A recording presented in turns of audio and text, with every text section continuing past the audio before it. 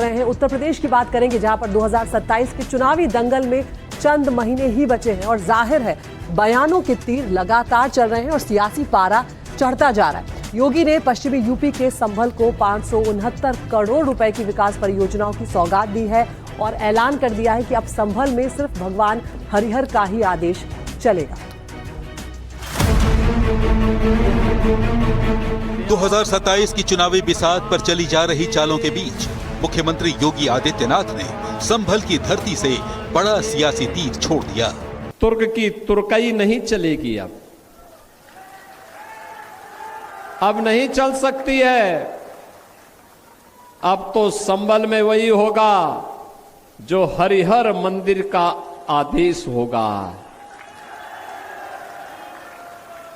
अब कोई गरीब पे अत्याचार नहीं कर सकता है, किसी दलित की संपत्ति पर कब्जा नहीं कर सकता है, किसी वंचित के अधिकारों से वंचित नहीं कर सकता है। और यही तो डबल इंजन सरकार ने किया है। संभल के बहजोई की जनसभा में सीएम योगी ने तुर्क और बाबर पर तीर चलाया तो समाजवादी पार्टी को एक बार फिर अयोध्या के श्री राम मंदिर में चढ़ावा चोरी की बात याद आ गई। एक पे इतने बार गया, इतने बार आया, उनके नाक के नीचे चोरी हो रहा था, तो जिम्मेदारी तो मुखिया को लेनी पड़ेगी। लेकिन विपक्ष का ट्रैप धरा रह गया। योगी ने न तो फोकस बदला न तेवर। संभल के दंगों का जिक्र उठाया और बरेली की मिसाल सामने रख दी। डबल इंजन की भाजपा की सरकार 9 वर्ष में कोई दंगा नहीं हुआ।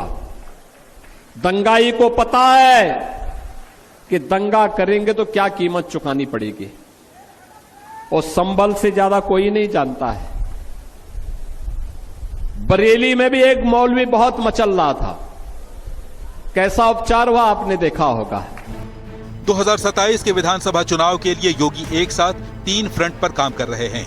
पहला है विकास, दूसरा है कानून व्यवस्था और तीसरा है ध्रुवीकरण की काट। इसका प्रमाण है 27 जुलाई को बिजनौर से आया ये बयान।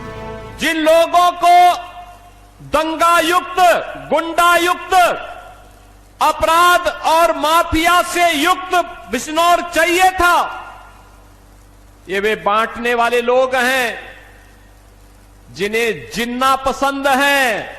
हमें जिन्ना नहीं, हमें गन्ना पसंद है, इसलिए गन्ना किसानों के गन्ना मूल्य का दाम भी बढ़ाया है। गन्ना और जिन्ना वाले योगी के इस बयान पर राजनीति कुछ यूं गरमाई कि पलटवार के लिए कांग्रेस के सांसद इमरान मसूद सामने आए। हमें भी जिन्ना पसंद नहीं है। जिन्ना हमारा सबसे बड़ा गुनाहगार है। हम तो जिन्ना को अपना सबसे बड़ा गुनाहगार समझते हैं, और आपको पसंद नहीं है। ये बहुत अच्छी बात लगी मुझे कि आपको पसंद नहीं है जिन्ना, वरना सरकारें किसने चलाएंगे? सारा देश जानता है कि सरकारें मिलकर के कौन चला रहा था। कांग्रेस ने तो झंडा उठा रखा था भारत की आजादी का। मुख्यमंत्री योगी आदित्यनाथ पूरे पश्चिमी यूपी में विकास और सांस्कृतिक राष्ट्रवाद की एक ऐसी धारदार लाइन खींच रहे हैं जो 2027 के चुनाव की दिशा तय कर सकती है।